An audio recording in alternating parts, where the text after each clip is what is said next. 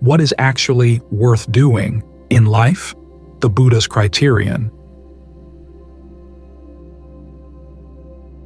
Buried down among the many layers of voices in the mind is a voice that's always asking a question: what to do next? What to do next? This is because the mind is active. It can't just sit still.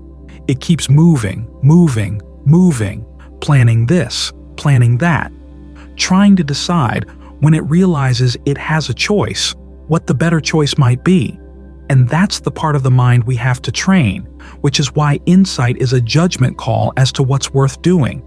There's a very naive idea about insight that all you have to do is realize that things arise and pass away.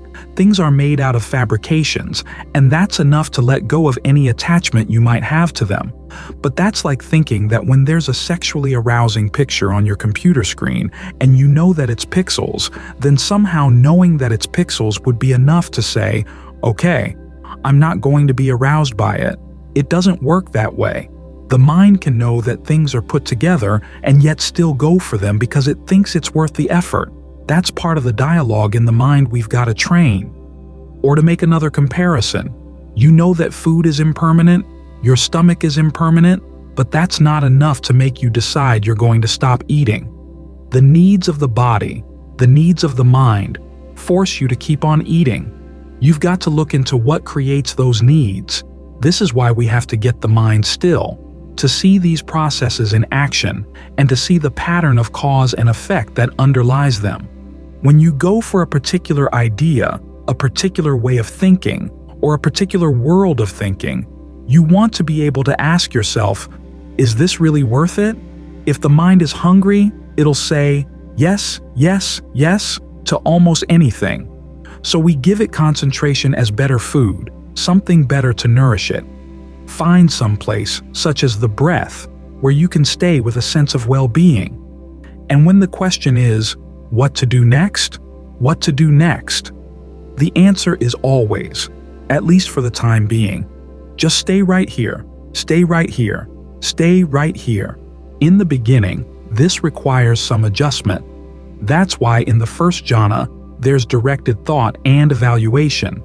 You're talking to yourself about how well you're staying with the object, adjusting the mind, adjusting the object so that they fit together well.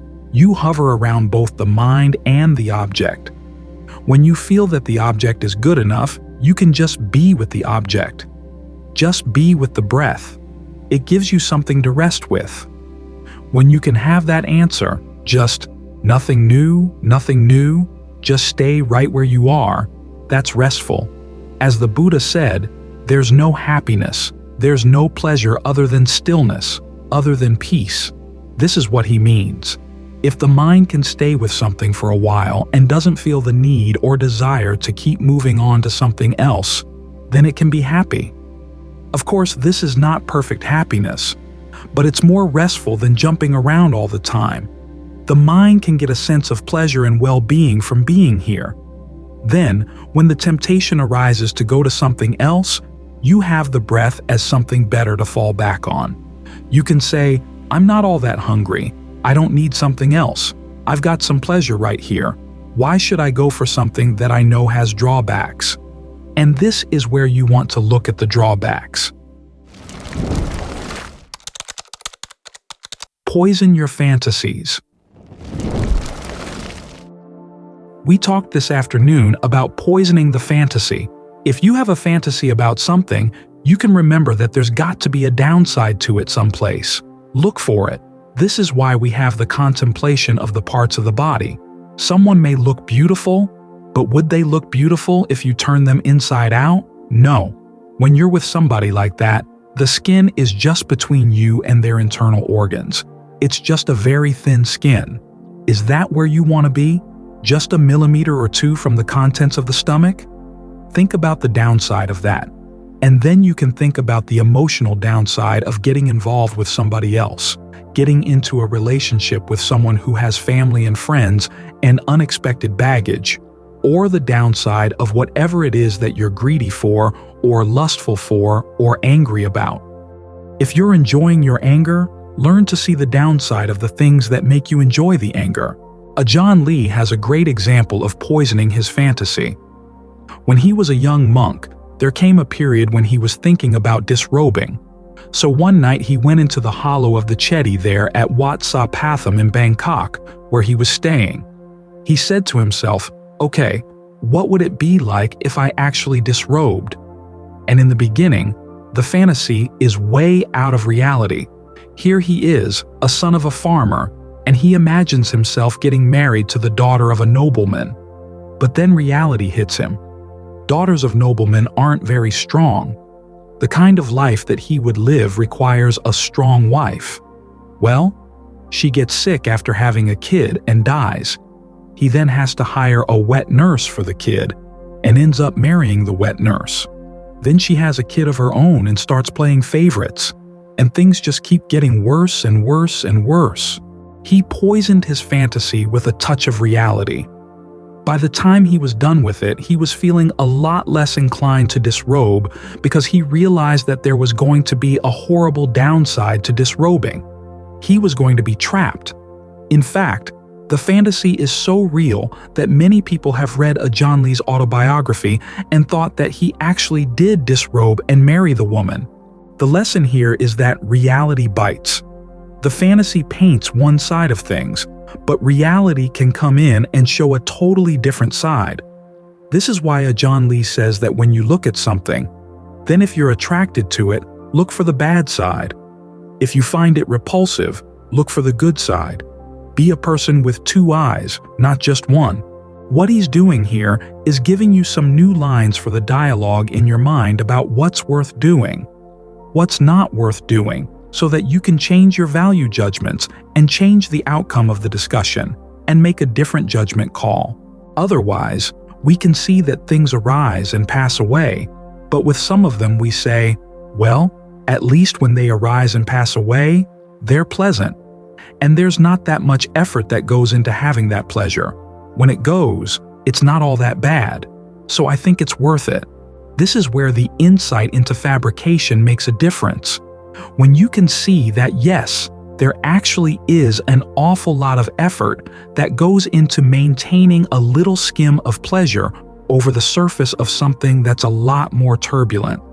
When you can see this and see that it's not worth it, that's when you can let go. So insight isn't just seeing things arising and passing away. It's seeing things originating and passing away. In other words, you have to see what causes them to arise to begin with, and you have to look at it further. Well, what causes the origination? And then the next question is, the extent to which I'm responsible for this, is it worth my involvement? That's the other part of insight that's often missed. You're putting a lot of your effort into fabricating things. When the Buddha says that things are fabricated, he's not just saying that things are conditioned. He's saying that your experience of things requires effort on your part. This food that you're feeding requires that you do a lot of hunting and gathering and fixing. Years back, we had a dish here at the monastery, a Thai palace dish called khao chai. It's basically iced rice porridge, palace food for the hot season. It has lots of special little fixings. And it's very much a palace dish because it requires a whole day to fix it. If you're a king and you've got lots of people hanging around the palace with nothing to do, that's something you can get them to do with their time. But the general consensus after someone here decided to fix it was that it wasn't worth all the effort. Well, that's a lot of what goes on in life. We put more effort into things than we really realize. The resulting pleasure is very small, but then we tend to dress it up beforehand and dress it up afterwards to make it seem worthwhile. And it's the dressing it up before and afterwards. That's where you've got to bring reality in to poison the fantasy, to remind yourself, well, the pleasure isn't all that much, and the effort that goes into it is a lot heavier than you might remember. That way, you're less and less inclined to want to go for it again. That's when insight has hit. That's when insight can make its mark on the mind. So look carefully at the dialogue that's going on in the mind about what's worth doing, what's not worth doing, what's really cool, What's neat? What's not neat? What's awesome? Whatever the word your mind uses. Remember that you're not just on the receiving side of things. You're actively creating them. And the question is, why do that when you create a lot of suffering for yourself? This means that you have to look into the role that you're playing as you create these things and realize that you're implicated in the suffering, that this dialogue in the mind is something you've got to watch out for. That's a lot of the training. This is why we have practice not only in meditation, but also in reading about and understanding what the Buddha taught, because it gives new voices to your inner dialogue or new perspectives. And, as you notice, if you read the Pali Canon carefully, a large part of a wise perspective is having a sense of humor, seeing how ridiculous some of the things that there are in the mind that you take so seriously. Your ability to step back and see the humor in something that you've been taking very seriously, that's a lot of insight right there. What it comes down to is that at some point, you're going to see your stupidity. You're doing things that you knew, someplace inside, weren't worth the effort. You told yourself, well, this is the best I can manage. I might as well go for it. And then you forgot all the drawbacks. You just kept going back for more suffering. But now you see that it really was stupid because you've got something better. This is the other point where a lot of naive thinking about insight comes in, telling us, well, you just learn how to accept things, because there's nothing better than this. That's not what the Buddha taught at all. There's something much better than what you've been doing. It's through human effort that a totally unfabricated happiness, a totally free dimension, can be attained. And once that's been attained, then everything else pales by comparison. Even the first taste of the Deathless allows you to reorder all your priorities and all your ways of looking at things, because you realize that what the Buddha said was true. That kind of happiness is possible. At the moment, though, that happiness is simply news, but at least allow it to be the dominant news in your heart. Allow that possibility to have a big role in the discussion as to what's worth doing and what's not. Where the voices say, what's next? What to do next? What to do next? Let's go in that direction. Try to get all the voices together so that ultimately they'll say, the Deathless. That's the direction we want to go. Like those beehives when a scout bee comes in. The scout has found a place where there are a lot of good flowers. It starts dancing to tell the hive where the flowers are. After a while, a few of the bees pick up the message and dance in tune with it, and ultimately the whole hive is dancing in unison. Then they all head off to the flowers. Well, try to get all the voices in your mind to be in unison, to dance in unison, around the idea that human effort can lead to a happiness that's totally unlimited, totally free, even free of the voice of having to ask what to do next, because at that point, there's no need to do anything at all. That's when the mind finds real peace. What's worth doing? When the Buddha gave his first instructions to Rahula, he was teaching Rahula a basic principle of wisdom, that discernment is a process of judging which things are worth doing, which things are not. That principle applies all the way through the practice. The answers get more refined as we go through the practice, but it's always important to keep that question in mind. The mind is primarily active. The passage we chanted just now talks about the eye and the ear and the nose and the tongue and the body being on fire. Well, they're not on fire on their own. They're on fire because of the mind. The things we see, the things we hear and smell, they're on fire because of what we're looking for. We're constantly out looking for something. After all, this mind is attached to this body that needs to feed, and that needs to act in order to feed. It lives in its actions, but it doesn't really see them. This is why the first principle of wisdom is learning how to step back and look at your actions, looking at your intentions to begin with, because that's where the action begins. Ask yourself, where is this going? The Buddha would then give you various instructions on which kinds of intentions were worth going with and which were not. In the beginning, the standard is simply this: if it's going to harm you or harm others or both, don't do it. The Four Noble Truths basically take that principle further. Look into the mind. Is it worth causing suffering for yourself? And the answer is that in some cases it is, if the suffering is the suffering involved with the path. After all, everything that's fabricated involves some stress, and every state of becoming, where you take on an identity in a particular world of experience, is going to involve some stress and suffering too. Now, you need to do that in order to create the path. So the actions of the path are actions that are worth doing. As for actions that lead to a suffering that's not connected with the path, the different types of craving, those are not. So, we've got a principle here. As the Buddha said, his main duty as a teacher was to give us a sense of what should and should not be done. And he did that duty through many different levels of subtlety, from a level that's blatant enough for a young boy to understand, all the way to the final acts of a person about to be an arahant. It's a question of what to do, what to hold on to, what to let go of, and it's a selective letting go. If you let go all at once in the very beginning, as Ajahn Lee says, you let go like a pauper. You don't have your car, you don't have your wealth, and you say, I'll just let go of them. But you don't have them to use. You can't do anything with that letting go. Whereas if you develop that wealth and then learn how not to carry it around, it's there when you need it, and you can share it with others. The pauper who lets go can't share anything with others at all, but the wise person who has developed good qualities, developed good skills, can share them.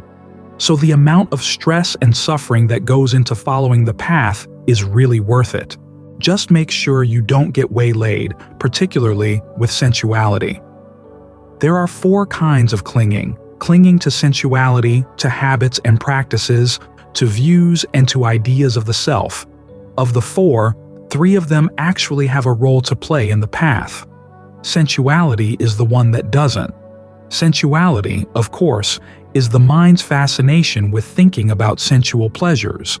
Lustful thoughts, or simply thoughts about food, clothing, shelter, how you'd like this to be that way, or that to be this way. The amount of time we spend fantasizing about these things, dressing them up before and after, keeps pulling the mind in the wrong direction. It gives us the wrong idea of what's worth doing and what's not worth doing. As for habits and practices, any practice that's in line with the path is something you should hold on to. When you're practicing concentration, there is a holding on.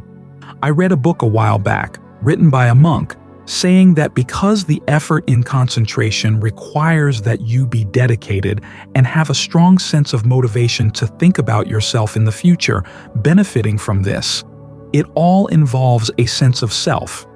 It involves a lot of work to build it. And as we know, the author said, the Buddha said, that a sense of self is bad, so you shouldn't try to create concentration. Right concentration has to happen on its own, and right effort is basically the effort of no effort, an attitude that short-circuits the path entirely. Again, you're letting go like a pauper. You don't have concentration, so you let it go, and you're no better off than you were before. Concentration, effort. These are habits we need, because as you make the effort to get the mind to settle down, you learn a lot of things about it that you wouldn't learn otherwise. You see subtle things moving around that you wouldn't have noticed otherwise. It's like casting a light down into a murky pool. You begin to see that there are little animals down there that you wouldn't have seen otherwise. So whatever clinging, whatever stress is needed to get the mind into good, solid state of concentration and keep it there, it's all to the good. It's all worth it. Right view, too, is worth holding on to. Right view about the precepts, about the Dhamma, the Vinaya, about the practice. These are things you have to hold on to. And as for your sense of self, there are times when it's very, very useful to have a sense of self.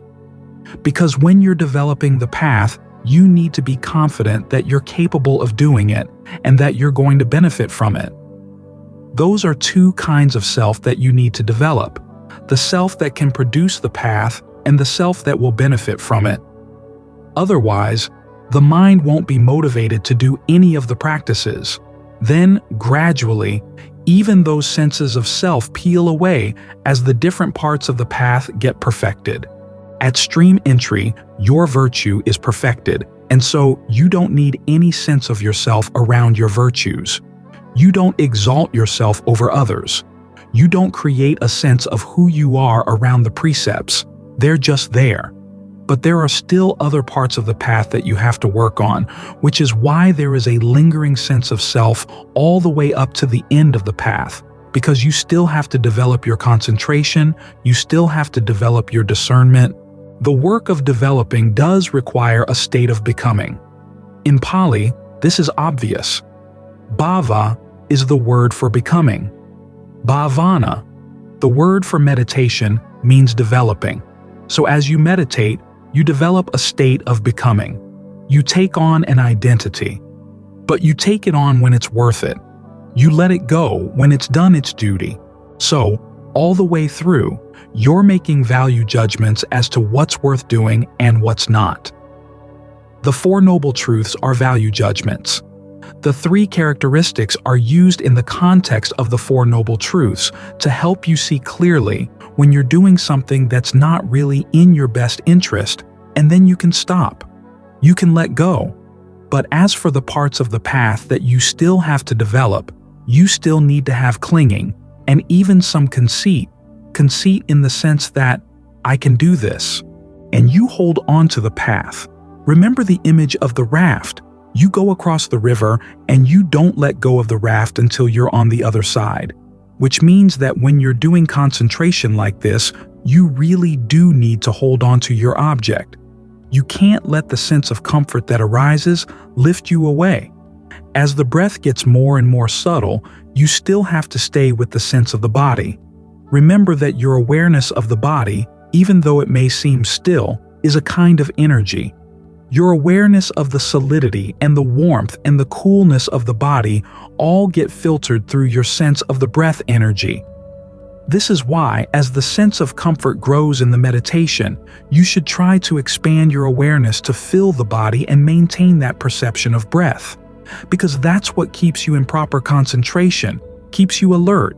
In fact, all the way through the different states of jhana, you have to hold on to the perception of your object. You can't let it go. It's simply that your sense of what it is, your sense of the breath or space or whatever, will grow more and more refined. Even here, there's a value judgment. What kind of breathing is worth doing? What kind of breathing after a while gets too heavy, too gross? Gross in the sense of being too laborious or too strong. And when is it right to do strong breathing? You're perfecting your powers of judgment. That's what discernment is all about. Ultimately, you get to a place where you don't have to judge anything anymore. You've arrived. Because originally, your powers of judgment are there to decide, what should I do next? What should I do next? This is the question that eats away the back of the mind. After you've done the best that can be done, though, you can get to a place where you can let that question go. Then there's no need for judgment. But that's because it's obvious that what you found is really worth it. It was more than worth all the effort that went into the path. So, try to be conscious of the fact that you are passing judgment. You are making distinctions between what's skillful and what's not, what's worthwhile, what's not. This is not delusion. Some people will tell you that when you're thinking, it's delusion. When the mind is not thinking, it's not deluded. Well, when the mind is not thinking, it can be extremely deluded. But if it's thinking rightly, it can keep itself on the path. So, starting with the teachings to Rahula on the question of deciding what's worth doing and what's not worth doing, try to use the Buddha's teachings to give yourself better and better answers to that question. The meaning of insight. As you sit here, you'll be making choices for the entire hour. The primary choice will be whether to stay with the breath. You made up your mind at the beginning of the session that that's what you're going to do. See what happens when you stick with that decision. Each time the question comes up and there's a little stirring of a thought in the mind, choose to come back to the breath. Let the thought go, unless it's a thought related to the breath and helpful for getting the mind to settle down. The mind is always making choices, both when you're meditating and when you're not. In fact, that's its primary activity, choosing what to do. As the Buddha says, we fabricate the aggregates for the sake of using them. So that gives us two things right there. Goals, what the Buddha calls atta, and means toward the goals. This is the way the mind functions. This is the way it gropes through the world, learning about things, learning what works, what doesn't work, which kinds of goals are possible, which ones are not. It's because of this activity that life has meaning. If we weren't making any choices, if we were machines, spinning wheels with no alternative but to keep on spinning, there'd be no meaning to it at all. This is one of the reasons why the word for goal in Pali is also the word for meaning, atta.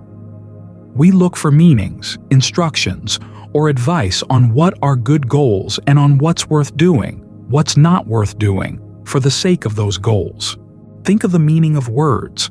There are some cases where the meanings get translated into other words, and that satisfies you. But in other cases, you start thinking, what is the meaning of the fact that we have language? It's one of our tools for finding what we want beyond the words. If something gets us to what we want, then it has meaning. That's where the meaning of words goes beyond other words. Life itself, in that case, has meaning. You could say that we live by meanings. I've been reading an account of Knud Rasmussen going by dog sled across northern North America. He was interviewing shamans, storytellers, and poets among the Inuit, and he was always interested in how they interpreted the meanings of their stories. There was one storyteller who told him a story about a fox and a wolf. The fox tells the wolf that he's learned how to use his tail to catch fish. The wolf wants to know how to do that. He'd like to have some extra fish in his diet. So the fox says, well, you dig a hole in the ice, then you stick your tail down into the hole, and if you feel anything nibbling at the end of the tail, you pull it out, and there you've got your fish. So the wolf does as he's told, and the fox gets out of there as fast as he can, because he knows what's going to happen. The wolf's tail gets frozen into the ice. So what does he do? He has to bite off his tail. Of course, he's furious at the fox, and he goes looking for him. The fox sees him coming, so he takes some leaves, and he holds them in front of his eyes, so that the wolf can't recognize him. The wolf comes up to him and says, "Have you seen that other fox?" And the fox says, "I'm sorry, I haven't seen anything. I'm snowblind right now, which is why I have to hold these leaves in front of my eyes." The wolf believes him and goes away. End of story. Rasmussen asked the storyteller, "What is the meaning of that story?" And the storyteller said, "Why do you have to have a meaning? This is the problem with you white people. You have to have meanings for things." Well, in one way the storyteller was right, and in another way he was wrong. If the story were totally meaningless, if it weren't amusing, if it weren't entertaining, there would be no purpose in telling it. It does have a purpose, which is entertainment, but it doesn't have a moral, aside from teaching you to be really careful around foxes. For the most part, though, our best stories do have meanings in the sense of telling us about how to conduct our lives. Those are the satisfying stories, the stories that give us some sense of direction, some advice on what's a good attitude to take toward life. So it's only natural that we look for the meanings of things, which we can then translate into how we make choices in our lives. This is why the Dhamma has an atta, a meaning, a purpose. It's designed to satisfy that desire. It gives us a worthwhile goal, and it teaches us the means to the goal, what's worth doing that will take us to the goal. That's what insight is all about. Teaching us what's worth doing for the sake of a really high-level goal, putting an end to suffering. Sometimes you hear insight defined as just seeing the nature of things. Well, what good is that, unless there's something about the nature of things that you can put into action to serve your purposes? That's why the Buddha's basic teachings for insight are the Four Noble Truths. First, he teaches the problem, suffering. Then he teaches the cause of the problem, and then the means for solving the problem. In other words, the Noble Eightfold Path. The result is that you arrive at the cessation of the problem, the cessation of suffering, the Third Noble Truth. That's the goal. When you see the goal, then you know that you really have gained insight and you've used your insight properly. This is why stream entry is defined as attaining the Noble Eightfold Path, and why the crucial factor of the Noble Eightfold Path is right view, the Four Noble Truths. A person who's attained the stream is said to be consummate in view. In other words, you've really seen all four truths. There's another description of stream entry as seeing that whatever is subject to origination is all subject to passing away. It sounds like you're simply seeing the nature of things to come and go, but you have to stop and think. What is the state of mind to which that insight would naturally occur? If it's just a generalization about how life has been so far, everything you've seen so far seems to come and go, it's a pretty sloppy observation. You can't prove that it applies to everything. The only time you can prove it is if you see something that's not subject to origination, and you see that that doesn't pass away. When Sariputta attained his first experience of the Dhamma I, he then went to tell Moggallana. This was before they had met the Buddha. Moggallana sees him coming from afar and says, "Your complexion is clear, your faculties are bright. Have you seen the Deathless?" And Sariputta says, "Yes. It's from seeing the Deathless that you can look back on things that are not deathless, and you realize that the difference is that they are subject to origination and passing away, whereas the deathless is not. It's in seeing this that insight becomes complete. And this is what insight is good for. This is what it means. Sometimes you hear that insight is seeing things in terms of the three characteristics, but then the three characteristics, or more properly, the three perceptions. What are they good for?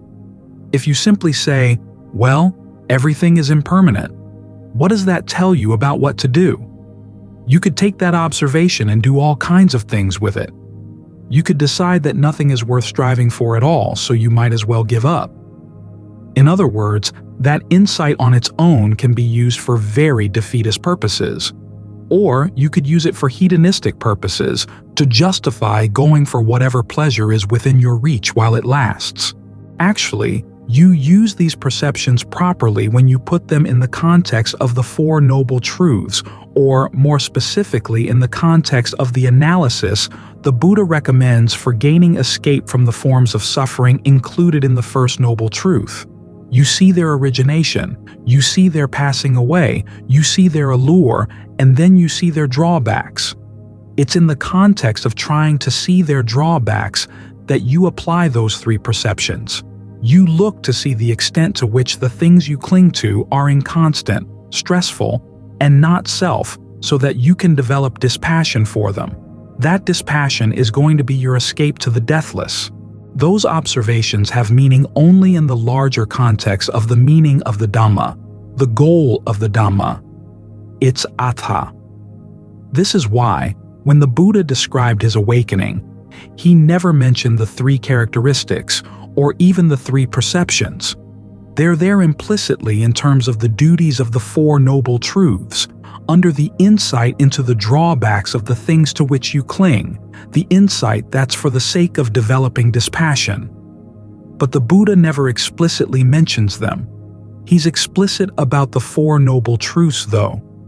He says that when you see those truths and see them clearly, in the same way that a person standing on the bank of a pool of limpid water would look into the pool and see the fish moving around and resting in the water.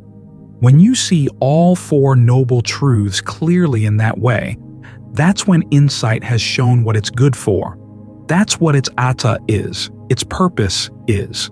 So we're here not to learn so much about the nature of things outside.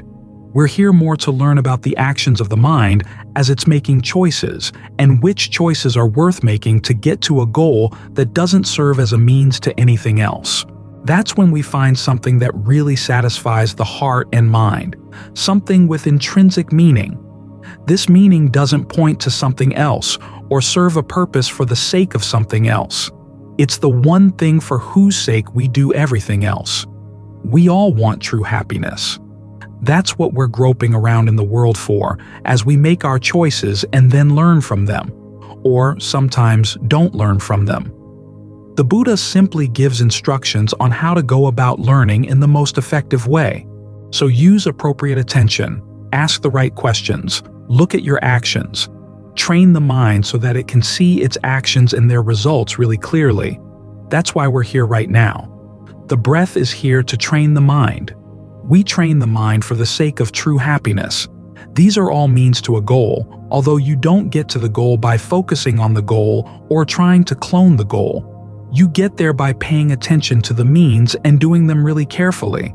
Still, it's good to have in the back of the mind the realization that the practice does serve a purpose, and to have a general idea of what that purpose is. Because that's what gives meaning to the practice and keeps us on course.